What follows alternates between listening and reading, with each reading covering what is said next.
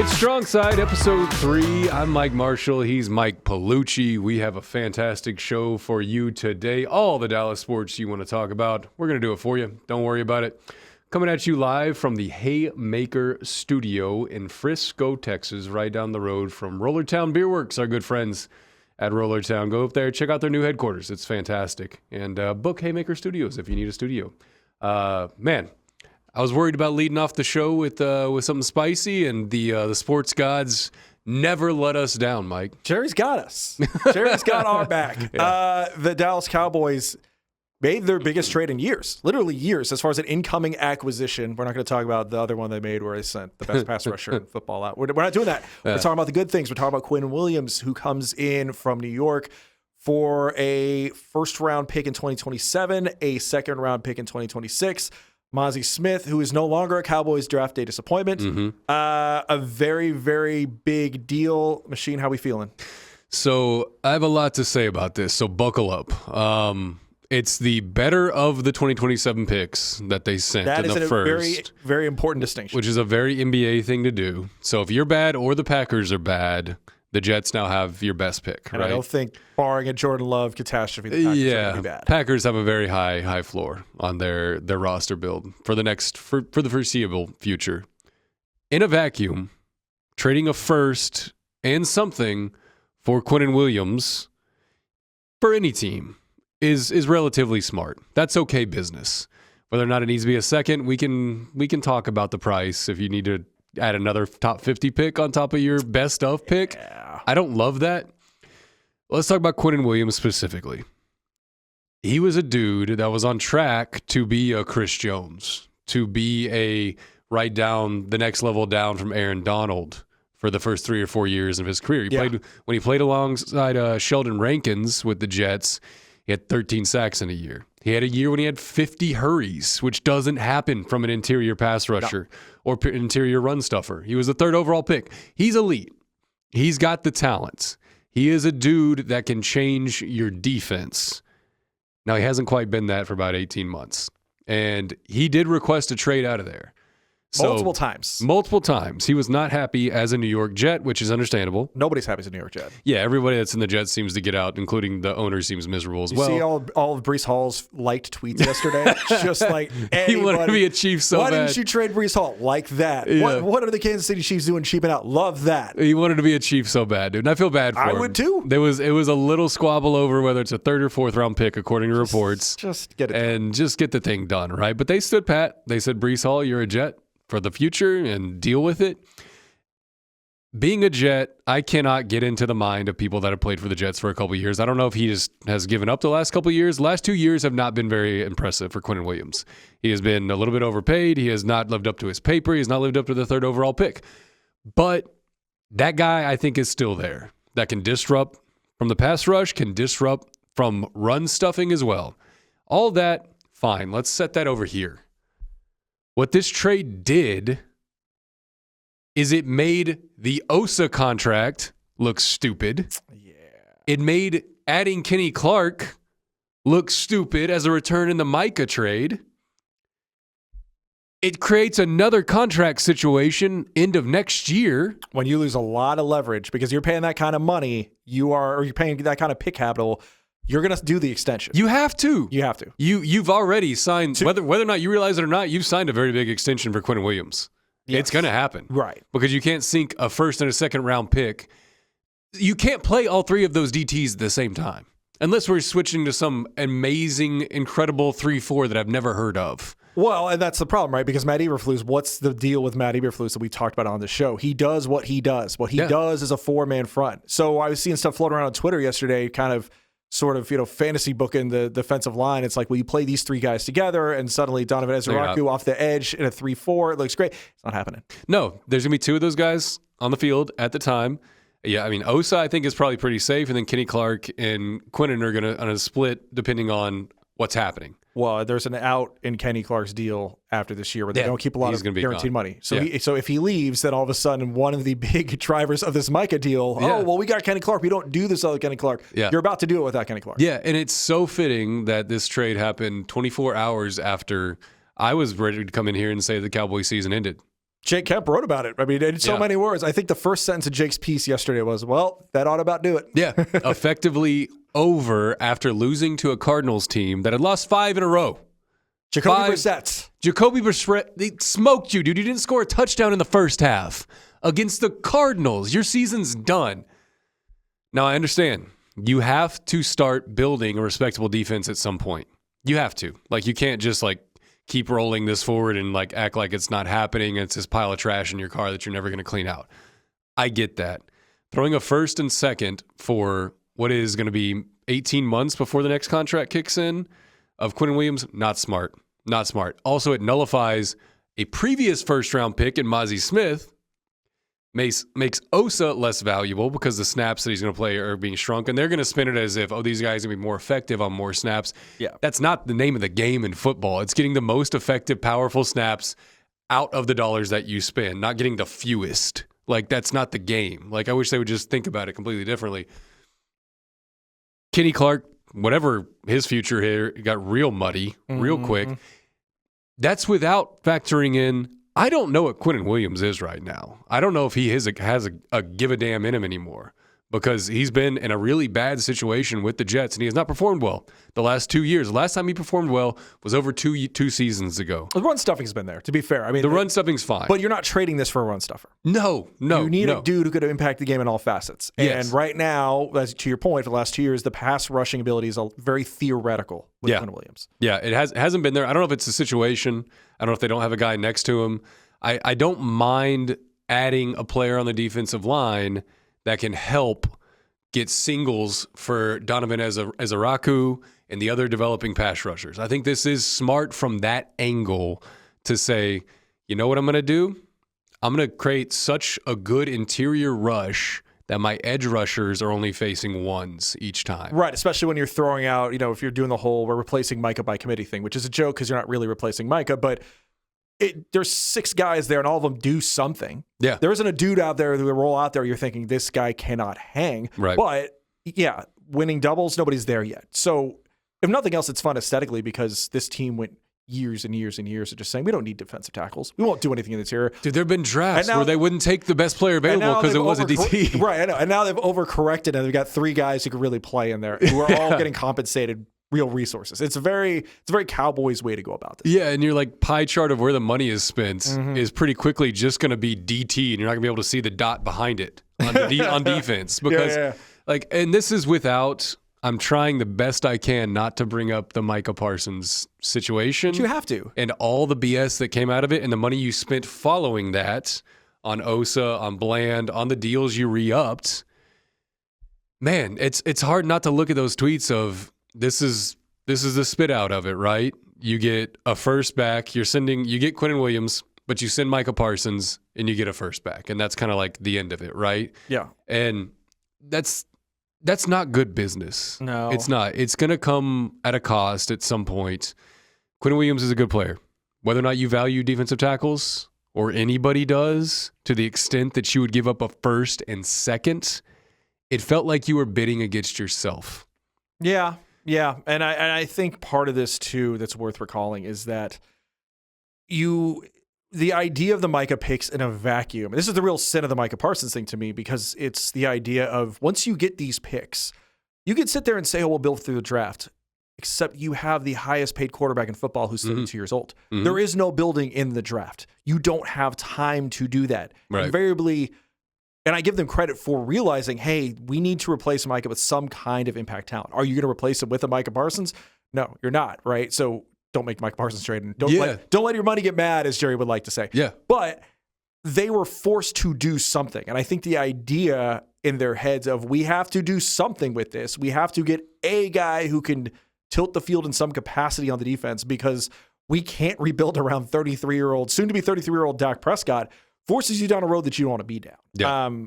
But the other aspect of this, too, is just the Rivers McCown wrote about this today on the site over at D Magazine. It's a really good thing, which is, look, when in doubt, when the Cowboys do something, you kind of have to really get inside Jerry's head and do a little psychoanalysis. And Jerry was very vulnerable about this, talking about how, a lot of fleeting mortality type stuff, really saying the quiet part out loud about this thing.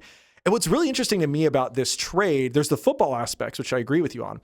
But for so long until 2025, let's say I would say post Amari Cooper trade to get him here, not to deal him out, but to get Amari Cooper here. And that was what, 19, 20, 18? I forget the exact year. I think it was 18. I think it's 18. I would argue from 18 through 24, Jerry was coasting on reputation as far as Jerry Jones. And he said this too many times for this to be bullshit. Jerry Jones sees himself and will always see himself as a gambler and as a wildcat. That's why that Netflix show is branded the way it is, right? But for the last 6 years, that was not true. This is a guy who was not spending money. This is a guy who was taking no risks. This is a guy who was letting people out the door. This is a guy who's not being aggressive in contract extensions, partly to get ratings, right? The Dak Prescott and CeeDee Lamb stuff was great television. The dude knows how to make money. We have never, ever, ever disputed that. But Jerry Jones risk taker, Jerry Jones wildcatter, Jerry Jones oil man, that was dead and buried. Right. But look at 2025.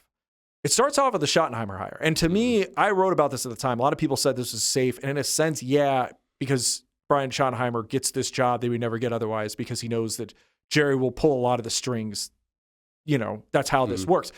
But it was a really, really big risk because the fan base was growing more and more apathetic.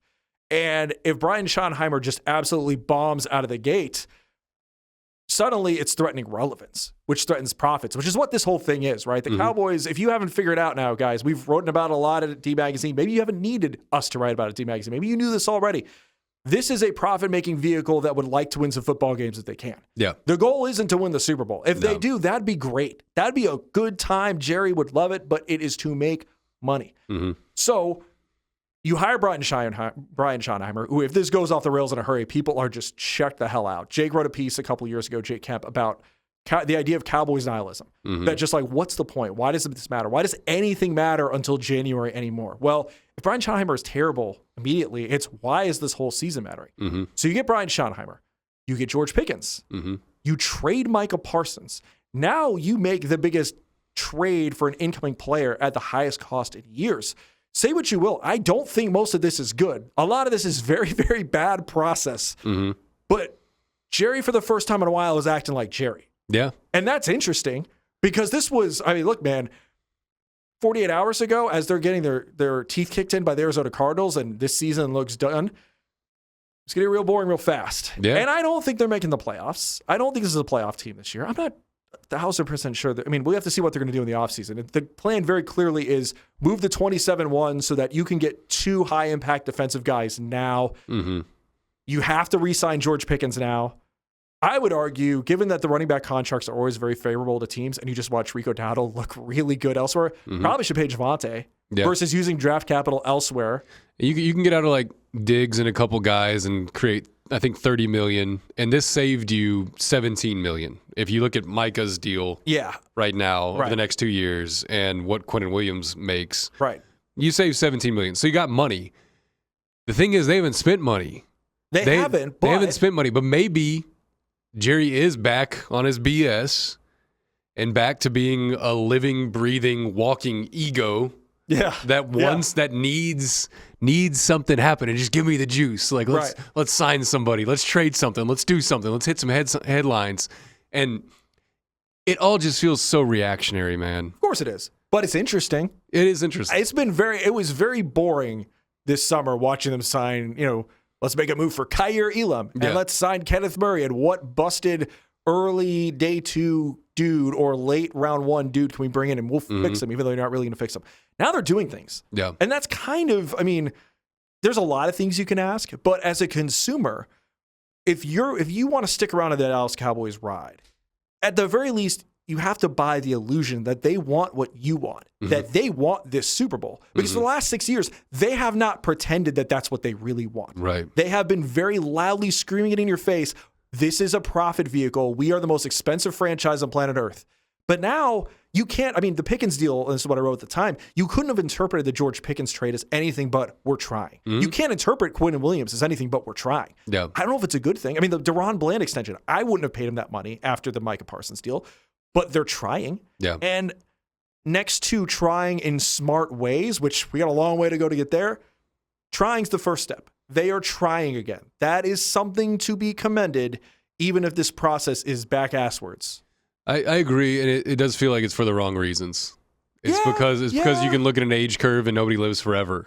Yeah. Which is kind of what Jerry's saying. right? Is I'm not going to be around forever.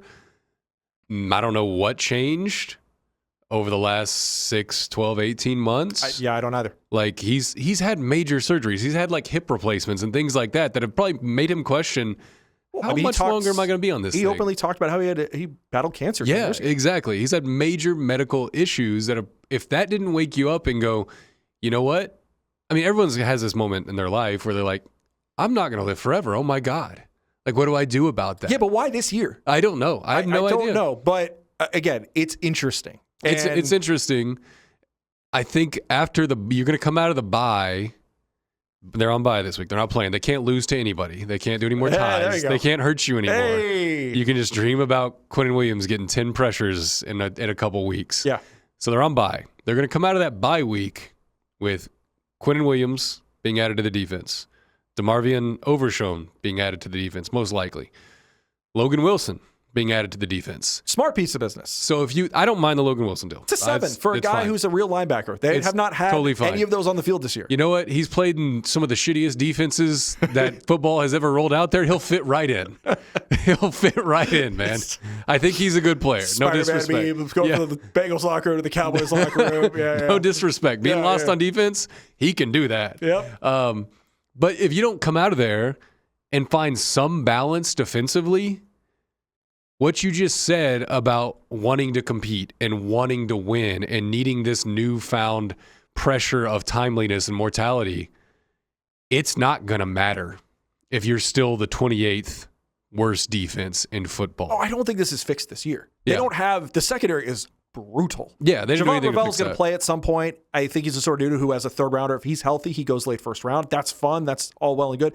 A rookie corner isn't fixing this. Yeah. DeMarvion Overshown, even if he's healthy, and that's a big if off 2 knee surgeries, ain't fixing this. You need reinforcements in the offseason. You need to look hard in the mirror to think about whether Matt Eberflus is the guy who can do this. I'm very skeptical, but Jerry started making some noise the other day about how maybe the problem was we changed coordinators too many times. Ooh, buddy, that's the wrong conclusion you should be landing at. Let's just lock him in for 5 more years. It's been so great. I learned my lesson. Yes, that's the lesson to be learning. But hey, it's going to be an interesting offseason following an interesting in-season. After the last several years, you could do worse. That's all I'm saying. Yeah. No, I mean, like I said, Quinnen Williams in a vacuum is a fine piece of business. I'm all about adding blue chip players, and I'm all about like improving whenever you need to improve and pushing when you need to push. Man, making the Osa signing look silly, the Kenny Clark trade looks silly, adding another huge number along your defensive line for a position that you wouldn't take in like the top 100 for almost a decade is so bizarre. But let's talk about another team that probably needs to take a hard look in the mirror along the lines. Is there anybody else we can talk about that makes great decisions that everybody loves, that make total sense over the last year? Yeah. Anybody else we can throw in here? The problem is this one isn't entertaining. Oh, this is brutal. This is the Mavericks are 2-5. Anthony Davis is battling unilateral Achilles tendonitis or something like that, man. And then it's the calf. And then it's the calf issue. It's so funny that this point in the season, it's so early, but there are games in which their top 3 centers haven't played already. And if you just look out west, if you catch some late night basketball, you might see Luka Doncic set some records like he's known to do whenever motivated. So everybody having fun with the Mavs yet, or what's going on, man? I'm gonna give you 2 stats that really sum this whole deal up. Number 1, really look, you could cherry pick any offensive stat. These dudes are in the bottom 5 in everything right now. But courtesy of the great Nick Angstadt, who's part of Locked On Mavs, there have been 15 games this year in which an NBA team has posted an offensive rating of 101 or below. Mavericks have 5 of them.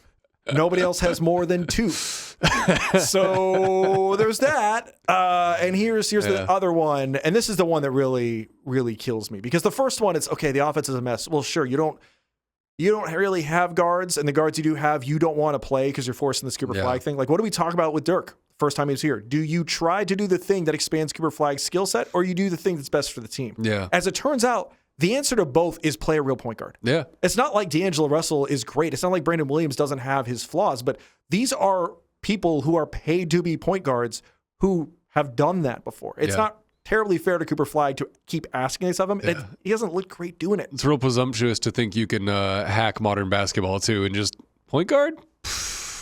Why are you guys playing that? That's silly. And again, Brian Damaris has written about this before for us. Kid did this with Giannis Antetokounmpo up in Milwaukee, but that team was young and bad. You can't. And it also got him fired. It also got him Let's fired. be And honest. Jason Kidd's also a better coach now, right? Yeah. But that team, everybody knew was going to suck. This team is trying to thread the needle of we're good guys, promise, but we're going to go weird laboratory style here. So that's problem number one. Okay, they're terrible on offense. We all knew this. Kirk Goldsberry, who is at the Ringer nowadays, did a graphic because he's very good at those. It showed paint point differential, essentially who is scoring the most minus how much are they allowing. What's the differential? Your Dallas Mavericks, chock-laden with tons of big dudes that they don't know how to fit them all in, are the worst paint team in basketball. And that should scare the shit out of you. Now, again, health has been a problem. No. But when Anthony Davis is here, health will always be a problem. As much as it bums you and I out, especially you to say this, when Derek Lively's here, health might always be a problem. You kind of have to bake this in, right? Yeah. And now that Daniel Gafford has a contract, it seems like he's missing a few more games than he used to. He used to play through everything, man. And he's missed time. Lively's missed time.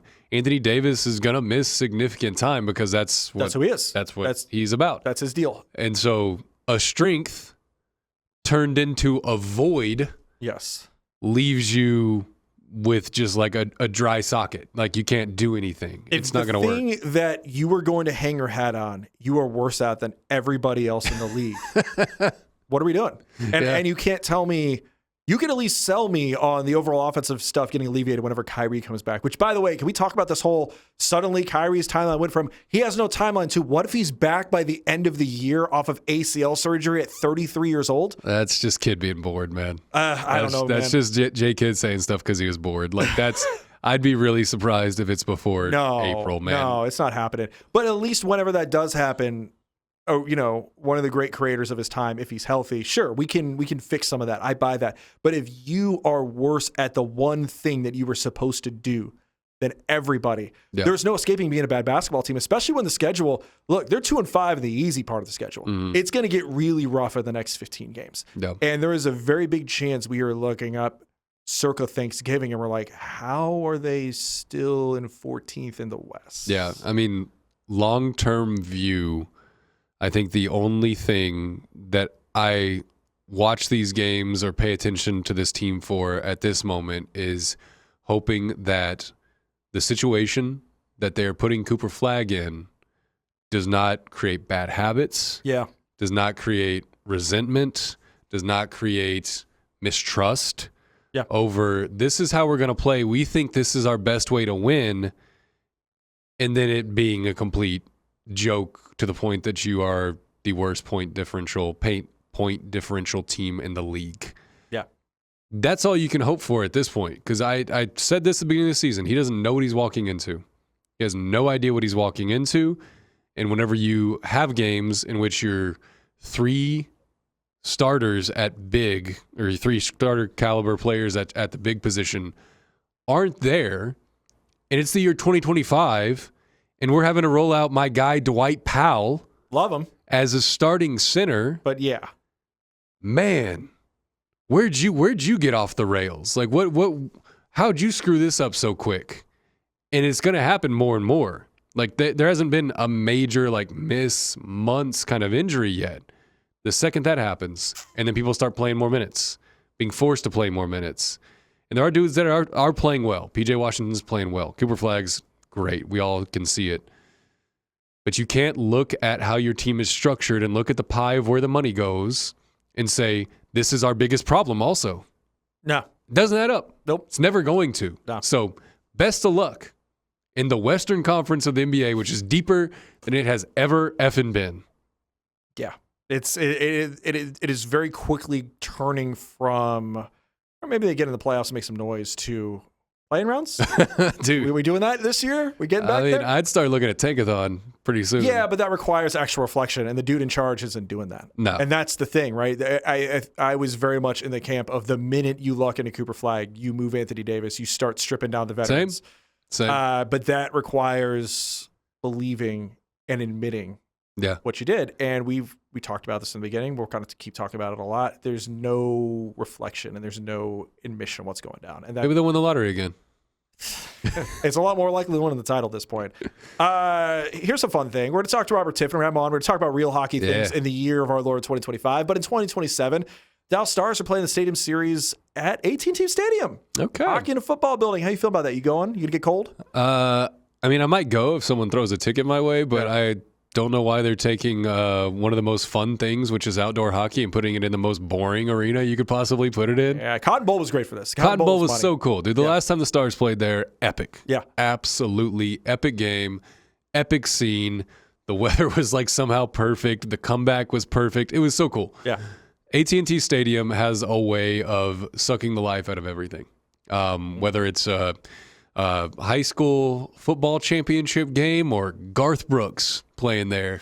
You don't have as good of a time as you think you're going to have. It's a building that is kind of a monument to corporate money, and that's why it's a shrine to AT&T. The perfect AT&T Stadium event was Mike Tyson and Jake Paul. Yeah, exactly. That was it. Exactly. That was it. But in an event that is designed to engineer nostalgia and romanticism, that's hard. And I don't blame the Stars at all for saying this would be cool. Let's get our reach, especially as they are looking for their next home. It's fine. Do fun stuff. We're looking for our next home. Let's go play in a different part of town. Let's make some fans out there. Like, that's great. I don't begrudge them for that at the slightest. I just don't know if, as a consumer, it's fun because it's novel, but it's not as fun as it would be if they just did it in the Cotton Bowl again. Yeah, can you find like a nice library to go play in? That would kind of be the same. Sponsored by your favorite cell phone network. Yeah, exactly. Yeah. Farmers Branch Library Stadium Series. Yeah, like that's what AT&T Stadium is, dude. It's insane. Like it's really chill. It's relaxed. It's a nice place to eat some food if you can get into the right sections to order the food. But it's just not. I don't know. I love the AAC whenever it's hopping during the Stars game. Yep. I love the outdoor series, the Cotton Bowl. It's such a bar to live up to. Not quite on the level of Apogee Stadium up in Denton nowadays. But what is now that they're selling out? Tarps off, crew. Let's go, my guys, dude. This is my favorite UNT season in a long time. And if you look around the landscape, SMU's about to challenge for an ACC title again. TCU might luck box their way into 10 wins. Could happen. Not even talking about Tech and the other Texas teams that are in our backyard. Just around here, man. Guys that I can drive to and go see any Saturday. This is probably the most fun college football season in the Metroplex that I can remember in a long time. Are we peaking? Is this the golden era of college football? It kind of is. Unless you're going back to like the Davey O'Brien, Doak Walker era, right? Yeah, and I think coaching is really the common denominator here, right? I think everybody knew Sonny Dykes was the layup. We've known Sonny Dykes is very good for a while. Yeah. TCU in the national title game, and that's why when they just cratered after that, I didn't think that was going to last very long. They were going to get out of this. I'd maybe not get into a national title game again in the playoff era, but they would be fine. Sonny Dykes is very good at what he does. Rhett Lashley, I think there is no way not to regard him as one of the better coaches in the sport now. Oh, the money says so. He's so. Paid like one of the best. Right, and props to SMU. And it's not like we thought this school would cheap out. If you know anything about how they roll, you know they'd pony up the cash. But I think it says something that Rhett Lashley, an Arkansas dude who has coached at Arkansas, who has a vacancy open, a lot of people wondered, would he go there? Now, in a vacuum, I always thought, I was like, I think SMU's a better job now. Yeah. I wouldn't leave SMU for Arkansas. But it says something that SMU very quickly was just like, look, like, stick this thing out. Don't even think about going home. No. Why would you? And Rhett Lashley, well before the season is over, saying, you're right. Let's keep this thing rolling. Nope. And then Eric Morris, man. Eric Morris, very, very good at his job. For the uninitiated, Eric Morris, he just turned 40, young dude. He has a history as a quarterback whisperer. He's a guy who worked at Mahomes, Cam Ward. Yeah. There was another John Mateer, and now Mestamaker. Drew Mestamaker, a guy who who didn't even start in high school. That's nuts. Because I think about the kids that didn't start on my high school football team, and I'm like, yeah, you're never playing anywhere, dude. Sorry. and is now was way deep on the depth chart as freshman last year, and then winds up starting a bowl game, and as a redshirt freshman this year, finally on scholarship. Didn't have a scholarship last year. Yeah, the highest scoring offense in college football. Yeah. It's absolutely insane. Nuts. It's the deal where, so in December, we're going to have a really cool UNT story. I won't spoil too much, but, I've been up there and I've been hanging out, and Really impressed by the job that those guys are doing, and just knowing the challenge of what it is. They have the good resources for being an AAC team. Yeah. But it's hard, and if you're not a Power 4 team in college football now, it's hard to keep your guys. And the reality of UNT is, they're turning this thing over every year, 30 to 40 guys. That's what they expect to rotate the roster about. Drew Mestamaker, barring some unforeseen swing by administration or some donor, probably ain't playing at UNT next year. Yeah. Probably going to go somewhere else. But Eric Morris, if he's there, this guy knows how to find quarterbacks. And it's hard not to think, why can't that keep going for what this program is in a way that TCU and SMU are relative to where they're at? But even if it doesn't, man, then let's just enjoy the season for what it is. UNT is 8-1, man. Mike Marshall, if somebody told you when you were a fledgling young man trying to educate yourself up in Denton that your football team would be 8-1 in playoff spitting distance if things break right and they keep winning ball games, no fucking chance would you believe. I would have said, what's the college football playoff? That's how old I am. Yeah, that's step one. But number two is us. Yeah, no, I mean, we were legit whenever I started at UNT. That's how old I am. That was the Patrick Cobb years. That was when we were a different conference and we were going to New Orleans Bowls every year. Pre-Mason, the GOAT of UNT quarterbacks. Yeah, well, I've been to those bowl games too, so I've been around for a while. But this is a once every 10 years UNT pops up like this, and never to this level. This could be and should be. I mean, this should be a double-digit season. This could be an 11-win season. They could be in the college football playoff. Yes, Memphis is slotted in at 12 right now. That could be their spot. Yeah, and everything's in front of them. Yep, all of it's in front of them. I'm watching every game, whether it's on the Ocho, whether it's on whatever. Like, I'm locked in every Saturday or Friday night. They've had a lot of Friday night games, which is pretty badass. I like that. But the reality, the sad reality of UNT football right now is that if you're too damn good, someone's going to come get you. Yeah. And I don't know if Eric Morris is different or if Drew Mestamaker is like, you know what, this place made me. I want to stay here and figure it out.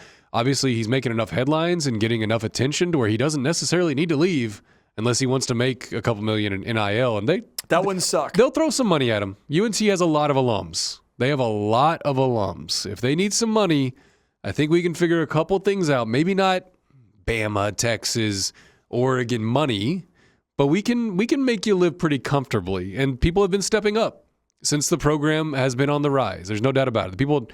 There was a couple, I can't remember their name, donated a couple $1 million like last month. Yeah, biggest gift in the history of UNT athletics. To the sports program. Yeah. That's badass. Yeah, absolutely. But the business of college football right now is that if you are at one of these programs, you're probably going to be Oklahoma State's next coach if you're this successful. You're probably going to be Louisville's next quarterback if you're this successful. Possibly even better than Louisville's next quarterback. That kid is good. I hope that doesn't happen. Yeah. Because both those dudes are special, and I think they're building something even more special. Yeah. I don't want Caleb Hawkins to leave. I don't want any of these kids that have done this to leave, but I also can't get mad at you for bettering your family and putting yourself in a good position. I think they understand it and they're self-aware about it. And that mentality up there is, if it happens, it happens. We give them a hug. We shake their hands. We go find the next one. And when they've been this successful building this foundation, I believe they'll find the next one. I believe Eric Morris, if Drew Mestamaker's not the quarterback, Eric Morris will find somebody who could do what Drew Mestamaker could do. That's his thing. Yeah. It's a special time. Enjoy it while it happens. Pay attention while it's happening.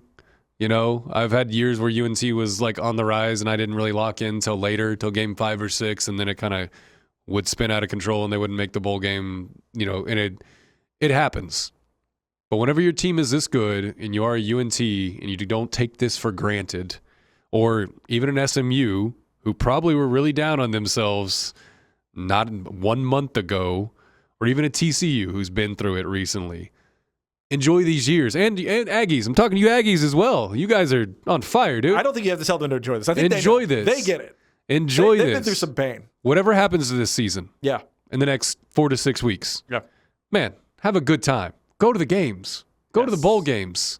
Like, there's no reason not to. Like, let's enjoy college football for right now. And whenever the transfer portal opens and your guy goes somewhere else and gets a bag, be happy for him. Like, that's all you can do, man. Yeah. So I love it. I love college football in this area right now being this hot. Yeah. It's so cool. It's really cool. It's we don't get that often. No. All right. We're going to get Robert Tiffin on the show. We're going to talk some Dallas Stars hockey in a moment.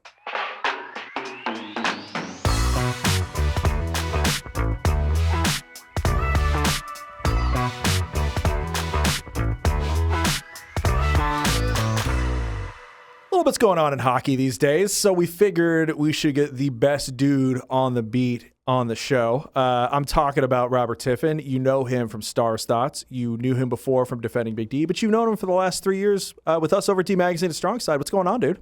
Good to be here. Good to be here. Hockey's going, basketball's going, and it's always interesting when those two things are happening. Especially when there's legal warfare. We would like to spice of life. Look, we would love to just talk hockey. We're going to talk hockey, but we got to talk about this weird situation going on. With that initiated, the Stars and the Mavericks are suing each other, and they're going to business court, and it's really, really messy. If you watched the show last week, you saw us talk a lot about it. But you've been around this. You're in the American Airlines Center, and you're up at the practice center of Frisco. You're in this team's orbit. What is it like from the hockey side of things being around this for the last, especially week when this broke, but maybe you knew that there were things were simmering before then? Yeah, the sense has been that this was very avoidable, except for the fact that the other party involved very much wants it not to be avoidable. For a long time, the Stars and Mavericks have coexisted even before American Airlines Center. Right. As again, you guys talked about this. And now this is all kind of happening. And a lot of it we didn't even know until the last month or two when all the filings became public and everything started kind of leaking out more. And now there's kind of this sense of, I wouldn't say foreboding, but inevitability, I guess, around, before the speculation about, where are they going to be? Could they move to Plano or Frisco or the Colony or whatever? And now it seems more like, oh yeah, that wasn't just them posturing. Like there was some maybe perhaps necessity behind that. Yeah, was there a point when what had you heard before last week? Was it kind of this is going to pop off? And I guess when did the relationship, at least from your perspective, really start getting bad? When did you kind of start hearing like, the salad days of these two teams in the same building, hooray, partnership in Dallas, that's over? Because the rest of the world found out very recently, but there's the deterioration been going for a while. Yeah, going back to last April, Tom Ghilardi sat down with myself and a couple other media members, owner of the Dallas Stars, Tom Ghilardi, and one thing he mentioned then that I didn't necessarily key on as much at the time, but he mentioned that the Mavs changed their plans about, they're going to go do a basketball-only thing, and that he wasn't necessarily as kept apprised of that to the degree that maybe he had expected to be. And he was very, kind of laissez-faire about it, and like, that's fine. They'll do their thing. That's cool. We'll do ours, and that's fine. Good for them. Everything kind of on the surface seemed fine, but looking back, you can see just the fact that they were no longer kind of in constant communication, which has just obviously been in both their best interests and for different reasons, but it's been in their best interest to kind of be more or less together on things, even if they're not necessarily in 100% agreement. That was a sign that, there does appear to be a parting of the ways, maybe in multiple senses. And as we now know, that was actually happening back in October of 24 too. Yeah, I think there's a way... the larger trend, and we've talked about this and you've written about this, like the larger trend is more and more hockey and basketball teams are splitting for reasons that are not nearly as, let's say, testy as these have become, right? So because there are different business considerations, I think a lot of people don't necessarily get that, right? What an NBA team brings in, but also what they need from an arena is not what a hockey team brings in and needs from an arena. So when this next Stars arena arrives in 6 years, what's it going to look like? What do the Stars need from an arena, and how similar do you think this might look to an AAC versus, this is a really different type of setup because they might not need as many bells and whistles of this whole deal? The need part is an interesting question in the equation because some of what you might read into the way the Mavericks have operated recently is their assumption that the Stars are not as financially maybe robust as the Mavericks are. Ergo, them withholding revenue and things like that, which supposedly they don't have access to arena revenue either during this time. It's all in escrow on both sides. But there does seem to be at least a likely assumption by the Mavericks that is going to pressure the Stars more than them. So the Stars arena plans then you would think would need to be something that allows for, what I think Brad Alberts has said, 365-day revenue. So you want that surrounding parking, restaurants, bars, all those sorts of things that allow you to be doing not just hosting events and concerts and stuff at the arena itself, but also be getting all of that kind of tertiary revenue and stuff too. So it seems like when you're not necessarily in a downtown core, you want to have those other places because especially in a town where there's going to be probably some competition after 2031 for those big events, you probably are going to want to have some other ways to get that revenue since you can't necessarily count on getting every big concert the way they can now, even if they're splitting it. Yep. Yeah, anytime you start a relationship on just uneven footing, which it's been that way since I think the Dallas Sports Group is what they're called, has taken over. the ownership stake of the Mavs, you're going to find those areas where you disagree with a business partner. It's happened quicker than I think anyone could have anticipated. Do you think that the Stars, if they're going to stay in Dallas, will require a co-tenant, or is the only other solution to get a sweetheart deal from one of the suburbs? Because they built their business model on splitting an arena with the basketball team. And, you can say, oh, we'll just shift it and change it. This is a decades-long business model they've had with the AAC and the agreement with the Mavs. So could they survive without a co-tenant in Dallas, or do you think it has to be outside of Dallas? Well, it depends on where it is. And you wonder if maybe the Mavericks, their move to try, and the city is, as you wrote, the city kind of backing them up a little bit in this move to say, oh, the Stars breached their agreement, and so we're going to take over operations here. Even if the Stars were able to stay in Dallas proper, it seems tough to say that would be in AAC at this point. Mm-hmm. Or if they did, it would be as a tenant. So to have a place where they could be a co-tenant, even if they do own the building and everything, I don't think that financially, at least from everything they've said, that's not a necessity for them. And frankly, who that co-tenant would be, it's not going to be the Mavericks. It's not going to be, FC Dallas or something like that. Mm-hmm. And it doesn't seem like you're not necessarily going to see Paige Beckers playing in the same arena as the Stars anytime soon, right? So my hunch is for them the most logical thing if they can't stay in AAC, because if they had stayed there and the Mavericks went and did their own thing, I think there's a path for where the Stars would have been okay there. Yeah. Both because getting those other events and everything, that's easier. You still have this well-established place, downtown core, all these things, even if there's another place at City Hall or wherever the Mavericks end up. Mm-hmm. But now, with that likelihood, and maybe the Mavericks kind of purposely making that less likely, anywhere else they would naturally be less appealing, and they would need a co-tenant. But I don't know that there's a co-tenant out there, just frankly, that would actually be able to make up what they would need them to make up to make that viable. Mm-hmm. All right, let's talk actual hockey. People are probably bummed out enough that they're not here to listen to lawsuits. But there is good news on the ice, which is Thomas Harley sticking around.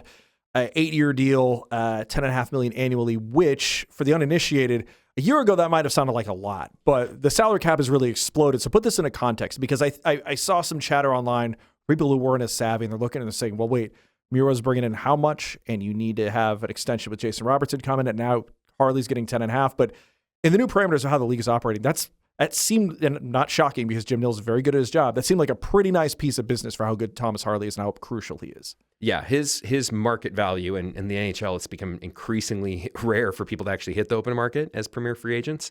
But his market value is higher than that, certainly. There are teams where he would be unquestionably the number one defenseman, Thomas Harley would be.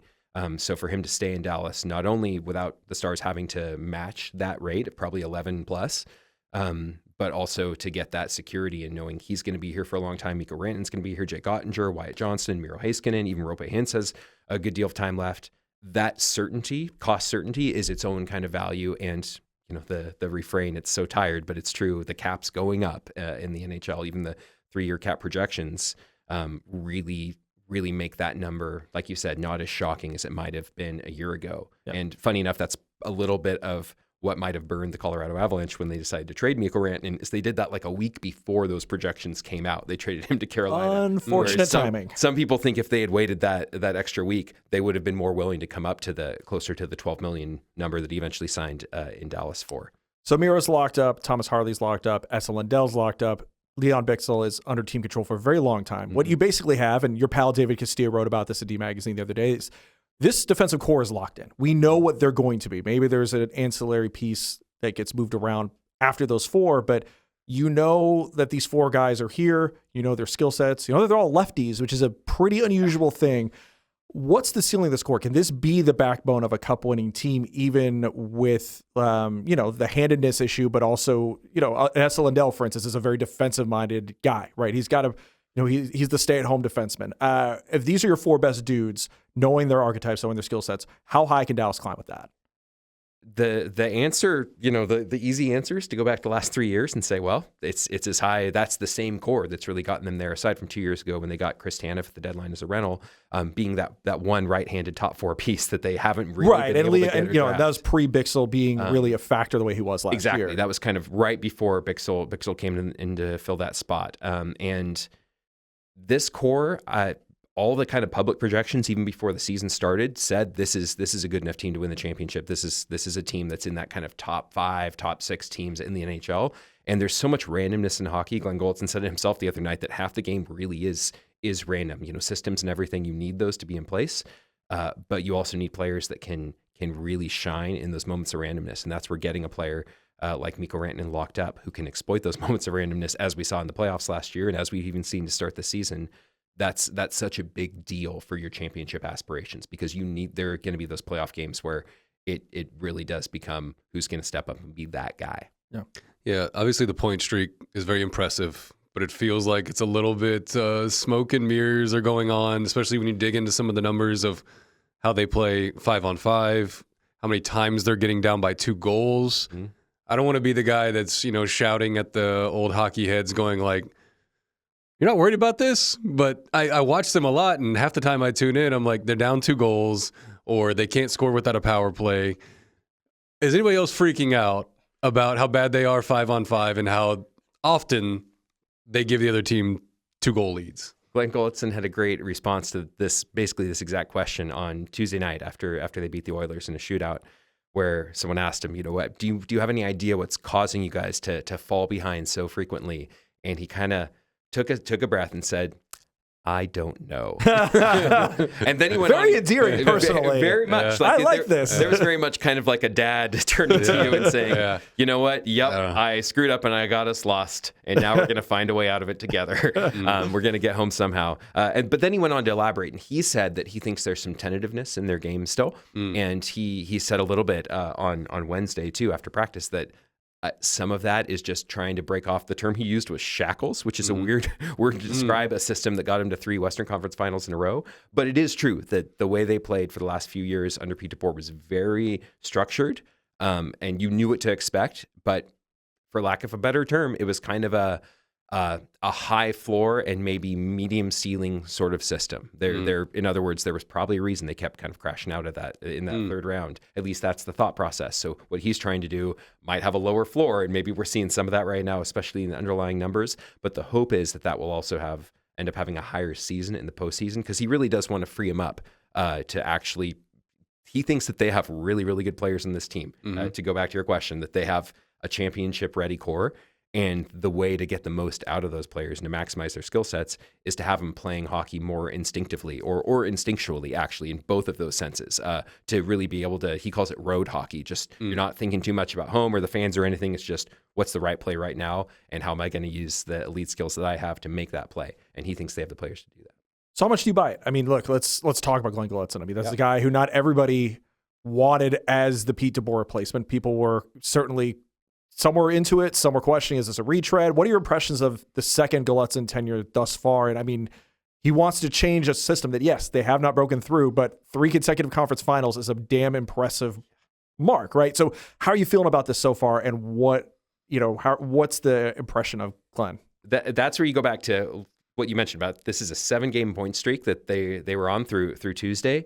And yet there was a lot of frustration in the locker room during that point streak early on, because to the players, a shootout loss or an overtime loss is a loss. And it doesn't matter if they're piling up points and they're still staying top 10 in the league despite not playing good hockey, despite having analytics, underlying numbers, whatever you want to call them, that are very, very not pretty for the most part. Where I'm at is... It's good to know that when you're missing as many players as they're missing right now, especially key players, Roope Hintz, Matt Duchene haven't played a lot in the start of the season. Then Roddick Fox has been missing some games at their third center and a very reliable defensive presence. They lost Nils Lundqvist, another one of their few right-handers who can actually play a top 4 role on defense.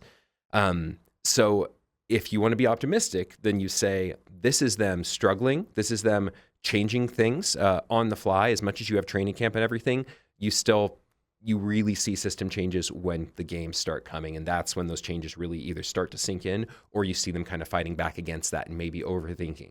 So the hope is as players get healthy and as those changes become more natural and they get more freed up, then they start to hit their ceiling. And right now, if they keep piling up points, even if they're not playing great hockey, that's a really good sign. Where I'm at is, boy, over time, again and again, when you see teams playing hockey like this, it's just not sustainable. You can't keep falling behind, and you can't keep getting outshot and asking someone to be the hero and asking Mikko Rantanen to score 3 points every night. It's great. He's more capable of doing it than maybe any player they've had in a long, long time, but it's not sustainable. So they need to start seeing a deeper turnaround kind of throughout the lineup, because these individual performances are great, but at some point you're going to hit a sag in December or January, certainly February. They can compress schedule with the Olympics and everything this year. I'm a little bit very, very cautiously optimistic, but only optimistic that they might be able to repeat what they did last year. This doesn't look like a cup team yet. It just doesn't, and they know it. Yeah, and it creates a style of hockey in which you're living in your defensive end for a lot of the game, and you have to be perfect in front of Ottinger, and they've pulled that off. And he's been pretty magical. He's been great. Yeah. He's one of those dudes that we've known his name for so long because he was a high pick, and he's coming. It's like the Martin Perez thing. It's the Jerkson Profar thing. It's the Rodrigue Beaubois thing, where they get here and they are great. And then we forget how great they are because we've heard about them for 5 years prior to that, right? So Ottinger seems like he is ascending to the level of being one of the elites, right? Very short list. How far down the list of goalies, you know the other teams. I only watch the Stars. I don't know the other teams. How far down the list of goalies in the NHL do you get before you say, like, that's Ottinger? The big, it's kind of like is Joe Flacco an elite quarterback question? Is Jake Ottinger a top 5 goalie in the NHL? Yeah. And it's so interesting. This question has come up multiple times in multiple media circles and outlets. It's a very good talking point because it feels like he's right there on the cusp. You have a couple of Russian goaltenders who have been phenomenal. One Stanley Cups, Vasilevsky in Tampa. Borowski has won back-to-backs in Florida. Then you have Connor Hellebuyck, who won the Hart Trophy as the MVP. All his numbers during the regular season have been fantastic. In the playoffs, it's been a different story, as they found out when they lost to the Stars last year. And then Ottinger has been that guy who, like you mentioned with someone like Profar, came up and immediately there's all this promise. His first playoff series against Calgary in 22 was incredible, just an all-time performance. The Stars lost in 7 games in overtime in a series they had no business probably winning a single game. No, that game 7 is just an all-time It's an moment. all-timer. And that was the proof of concept, right? Anytime the pro side of the ledger for is Jake one of the 5 best of the games is you've seen him play like the best goalie alive. It's not just potential, but, that was also 4 years ago. 3 years ago, I should say. 3.5. Yep. And there's a reason that Pete DeBoer was clearly kind of frustrated with Ottinger's performance last year, because if you're Pete DeBoer, right? I mean, we've talked about it a lot, I'm sure, but Pete DeBoer felt like his team was doing enough to win those series, especially against the Oilers last 2 years, and he really believes that Jake Ottinger wasn't good enough to really do what he needed to do. The rest of the team more or less was doing their part.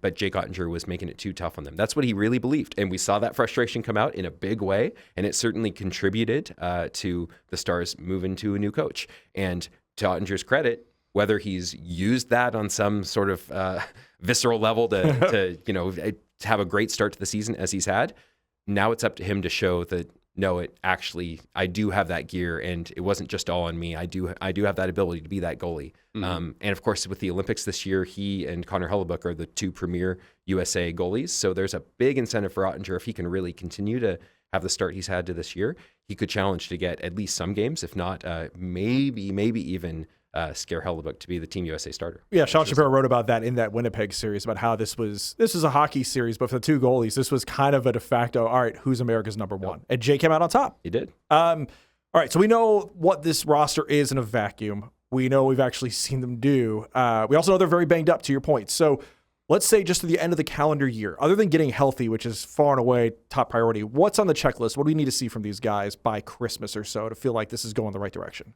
Yeah, their defensive game has been improving. That's one thing under Pete DeBoer that was kind of masked last year. Their defensive numbers were very middling. Their offensive, if you go by expected goals or anything like that, but even just raw kind of shot totals, they were pretty average. But they were getting either key goals or great goaltending at the times they needed to pile up a great points percentage last year and be the 2nd seed in the Central Division. This year, their defensive numbers have been improving, but their offense, especially even strength scoring, has been in the toilet. Worst in the league for some stretches here.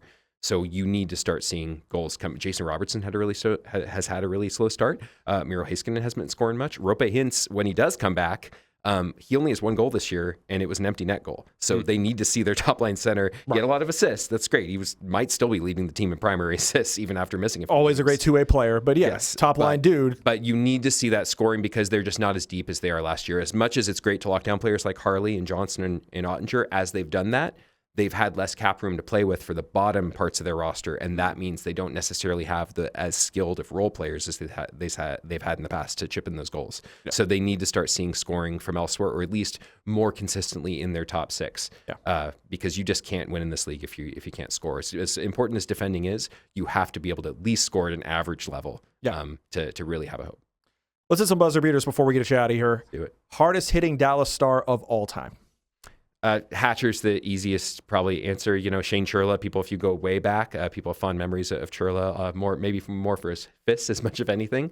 But I think Hatcher is the one who kind of lives in people's hearts and minds just for that hit on Jeremy Roenick, especially in retribution for the hit on Modano. So it's hard to really point to a bigger hit than that, although I will say Brendan Morrow in 2008, that series, especially against the San Jose Sharks in the Western Conference semifinals, that hit on Milan Mahalik that broke his shoulder, not just dislocated, but he shattered the man's shoulder with his hit right at the end of regulation. If you look it up, it is one of the best hits because it's very much clean, but it is a crushing hit that took the guy out of the game right before they played 4 overtime periods. So that hit and the Hatcher hit, but overall reputationally, I think Darian Hatcher, and if you've ever met him, the guy is terrifying just in multiple senses. He's a nice guy, but you can absolutely see why players were terrified. Not a small man. Going into the corners against him. Yeah. So Hatcher would probably be my pick, but they had a few for sure. It's late in the third period, tie game, penalty shot. You get to pick 1 star ever to take it. Who are you picking? Jason Robertson. Ooh. Okay. His shootout numbers are incredible. And it's the same thing as a penalty shot. Yes, pressure and situation's different, but his shootout numbers are incredible. And right now, I think he's got the skill set. So, Robo. Nice. Not a lot of guys in franchise history have hit the 100-point mark. It's Jason Robertson. Mm-hmm. So, but there's a dude in town named Mikko Rantanen who certainly knows a thing or two about doing that. How many points does he finish the year with? The hope is, if you're the Stars, well, no, it's rapid fire. 100 on the nose. Okay. Nice. Mm-hmm.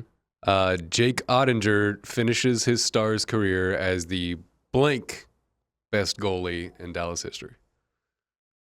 I think career numbers, he had an earlier start than people like Turco.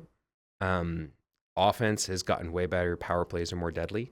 So it's hard to compare across eras. This is true in any sport. It's like comparing ERAs from different eras in baseball. But I think probably second best. All right. I'll take it. But in wins, though, First, yeah, Okay. because longevity. Career wins first. Gotcha. Give us an unsung Dallas Star who has impressed you so far this year. There are bottom roster pieces who weren't even supposed to. Adam Ernie wasn't. I've talked to him, and I really don't think he thought he was making the roster when he first arrived on a PTO, on a professional tryout contract. But then because of injuries and some other things, he found a spot. So to me, it's been impressive. He came off the same hip surgery Tyler Seguin had. They had it at the same doctor the same day, basically high-fived on the way in and out.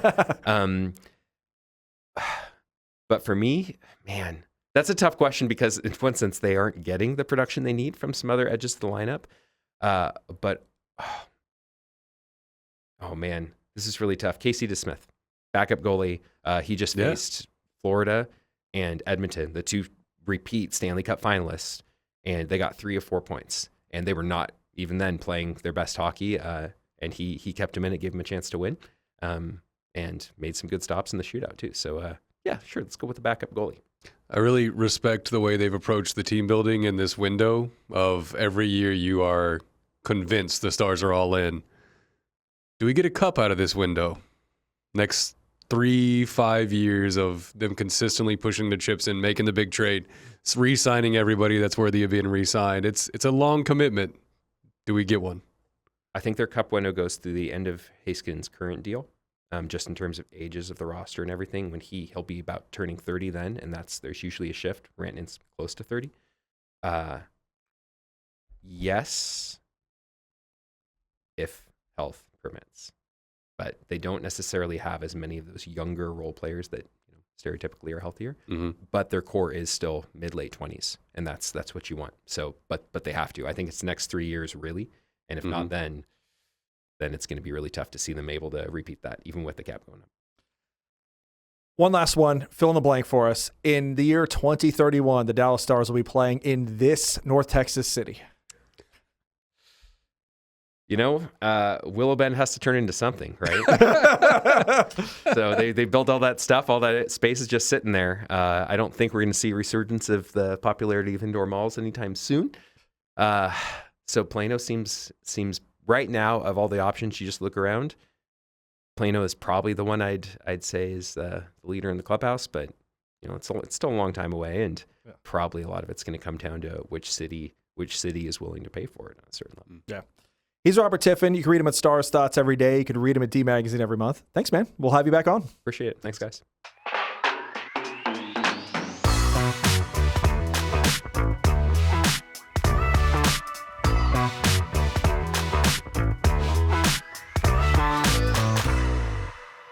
Thank you to Robert Tiffin for Stars Talk. That was awesome, man. He's the best. He's really knowledgeable about stuff. Could have asked him 50 more questions and learned some more stuff, but plenty of time in the Stars season as we're just getting underway. There is. We'll have him back. Yeah, he's awesome, man. Really impressed by his hockey knowledge, and go check out his Substack if you're interested. All right, Rangers are in the offseason, Mike. You have some big ideas about how they should approach this. I have a small idea, Mike. Don't undersell yourself. I'm a simple man. I don't need a lot to be happy. We're just going to make one modest little proposal for a team that is claiming they're going to be cutting some money. There's going to be a little more fiscal restraint, and really the sub request to the modest proposal is you should not accept this as a fan, because this is a top 4 media market, and they should always be spending money, because that's what most of their contemporaries in these similar size markets are doing. The LA Dodgers just won another World Series because they try. You should be doing a lot more of that around here. I don't care what the payroll constraints are. You're not supposed to be running sports teams to be making all the profits. You're supposed to be doing something to have some fun. That's how it's supposed to be.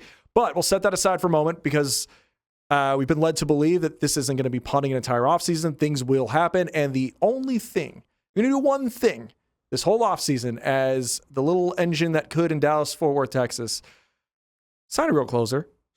Because I think and I say this for a number of reasons. One is that the part of the Rangers experience, if you have watched this team for a long time, yeah, you're used to really good offense. You're used to bad starting pitching. But in the 90s and the early 2000s, you were used to good closers, man. John Wedeland, Jeff Zimmerman, Francisco Cordero. You were used to, if nothing else, innings 1 through 8 might be a disaster. But if they get to inning 9, this won't make me have a coronary. And that was nice. That was good. I think that really kind of ended for the most part when Neftali Feliz got transitioned into the rotation, which is a thing that I'm convinced if he comes around today, he's just Edwin Diaz, and it's great, and they wouldn't have messed this whole deal up. But the last several years especially, it has not been fun watching this bullpen for the most part. And hey, it can work sometimes. They won a World Series with basically a reliever and a half that you could trust. But more often, the last 3, 4, 5 years, it's been really difficult in the late innings. And so, as somebody who has to watch this team, whether you're like us and you do this for a living, whether you are a fan, and I know you're nodding your head if you're a fan, it is really brutal to watch and emotionally invest time, attention, money, what have you, in 7 1/3 to 8 innings, and then just watch it go by the wayside in the 9th because some dude gets lit up like a Christmas tree. It is frustrating when you see a team, whether they are pitching well in the rotation the way they are now, or whether they are hitting well like they traditionally have, be so good at something, and then it gets ruined because you don't know for the first, 75 days of your season who your 9th inning dude is, and you're cycling through options, and it gets obliterated. You remember what it was like 2 years ago when Kirby Yates was here and things were good? It was fun. Nothing else went well that year, right? But Kirby Yates did his job and did it damn well, and what happened? He went to a team that wanted to spend money, the LA Dodgers. So get a closer here so that this whole city doesn't, run through every supply of Tums in a 50-mile radius. But then when you get this closer, I have been on this train for 4 years. I don't want just a closer who is good. I don't want just a closer who does not stress us all out. I want a closer who has the Edwin Diaz entrance. I want a closer who has the Yohan Duran entrance. I want a closer who has the Felix Bautista coming out to the whistles of the wire, or to the whistling of the wire in Baltimore entrance. I want a closer experience, guys. We deserve this. All right, give me some dude throwing 101, coming out to Tupac with like smoke coming out of the bullpen. Or, you can figure it out. Maybe Creed is playing live every night. We can think through this. We've got options. Step 1, get a good closer. Step 2, make the closer experience. If you're going to do nothing else this offseason, if your offense is going to hit softer than wet pillows, at least just give us a closer and make it fun. Modest proposal, Mike. I don't need to think big. Just give me a little bit here. That's all I've got. I'm here for the theater. Yeah. The entrance. I really like a Rangers game whenever you can just get a little juice going, because it is kind of sterilized at this point. I mean, at least it's not hot all the time. It's not hot all the time. You got that going for you. You're Good right. concessions. You're right. But as every stadium inches towards AT&T Stadium of just like, let's just chill out and maybe put a blanket on ourselves and fall asleep for a couple innings. Like, man, I do want that. I do want that experience. I want. You're with me. You're with the Moss proposal. I want to be scared of the closer. Yes, fear. I want to be like Inspire fear. He could end somebody's life because he's just like that erratic. Like he throws that hard, and you don't know where it's going. Oh, you want the I want the wild thing. I want the full wild thing experience. That's fine, as long as the theater is with it, right? Yeah. Because look, we've always had the good music for some of these guys, like Enter Sandman for Mariano Rivera. But the presentation aspects have gone up the last few years. We need a little bit of that here. But that starts with a dude who's good at the job. Yeah. You can't do that with just a guy. You need it's not somebody as who's much good fun. at the job. Yeah. Bring that guy in and entertain us like we hopefully entertained you guys today. Yeah. Hopefully we entertained you. Thanks for coming around. Appreciate you sticking with us here at the Haymaker Studios. And we'll be back next week.